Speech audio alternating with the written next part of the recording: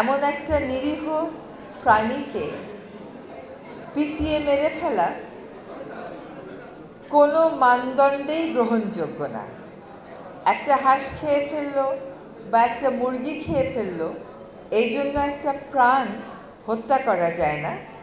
আপনারা শুনেছেন যে এই মেছো বিড়াল, it is very Majestic. Or movement যদি দেখেন, একটা অন্যরকম সৌন্দর্য এর মধ্যে আছে।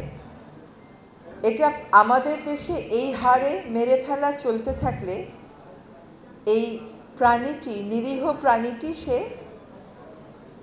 বিলুপ্ত হয়ে যাওয়ার শঙ্কার মধ্যে পড়ে যাবে। কাজে এদেশের প্রতিটি মানুষের দায়িত্ব, প্রতিটি নাগরিকের আমাদের দায়িত্ব এই প্রাণীটিকে আমাদের রক্ষা করা। এইবার এই মেছো বিড়াল দিবস উপলক্ষে আমরা সকল জেলার ডিসিদের সাথে জুম মিটিং করেছি। তাদেরকে প্রয়োজনীয় নির্দেশনা দেয়া হয়েছে এবং প্রায় প্রতিটি জেলাতেই আজকে ডিসি মহোদয়রা এই মেছো বিড়াল রক্ষার জন্য জনসচেতনতা এবং জনসংযোগ কার্যক্রম করছেন।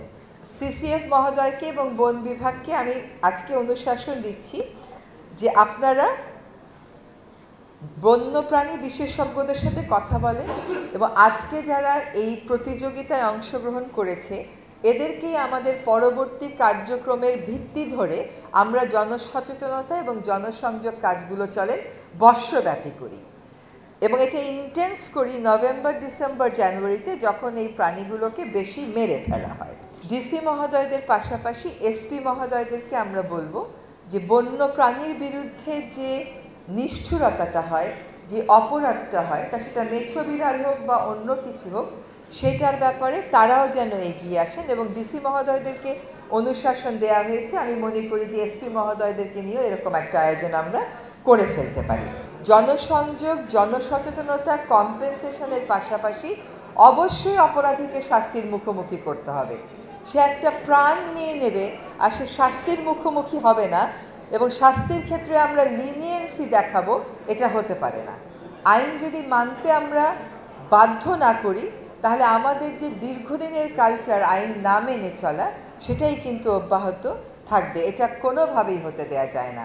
পর্যটন শিল্পকে বাঁচাতে গিয়ে যে জিনিসটাকে কেন্দ্র করে পর্যটন শিল্প বাঁচে সেটাকেই আপনি যদি ধ্বংস করে ফেলেন তাহলে আর পর্যটন শিল্প আপনি কেমন করে বাঁচাবেন? যদি আপনি মনে করেন যে বৈজ্ঞানিক যে বিশ্লেষণগুলো আছে দেশীয় এবং আন্তর্জাতিক, যেখানে বলা হয়েছে যে 2045 সালের মধ্যে সেন্ট মার্টিন ডুবে যাবে যদি প্রবালের ক্ষয় আমরা রোধ করতে না পারি, সেটাকে আপনি কেমন করে অবজ্ঞা করবেন? আপনি 8000 দ্বীপের 8000 মানুষের দ্বীপে পর্যটনের নামে প্রতিদিন 10,000 লোক ঢুকাবেন।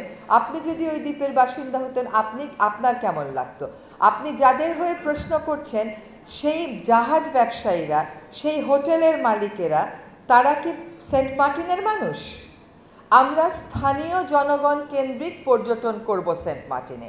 স্থানীয় জনগণ কেন্দ্রিক যখন পর্যটন হবে, আপনি রাতারগুলে গিয়ে দেখে আসেন, সেটা কিন্তু ধ্বংসপ্রাপ্ত হচ্ছে না। আপনারা দেখছেন দৈনিক ক্রাইম সিন।